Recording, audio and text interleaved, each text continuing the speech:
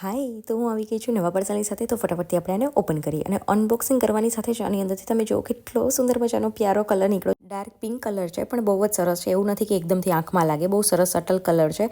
એકદમ simple elegant dress છે. તમે જોઈ શકો છો આ રીતનું નેકમાં આનું ડિઝાઇન છે અને આવી રીતના ગોળ ગોળ આગળની સાઈડ પૂરામાં ડિઝાઇન છે. 3/4 સ્લીવ છે અને એન્ડમાં અહીંયા આવી રીતના આમાં બોર્ડર આપેલી છે. પાછળથી પૂરો પ્લેન છે.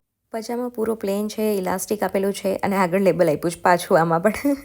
અને નીચે તમે જોઈ શકો છો આ રીતનું છે અને પેન્ટ જ છે અને પોકેટ્સ છે એમાં.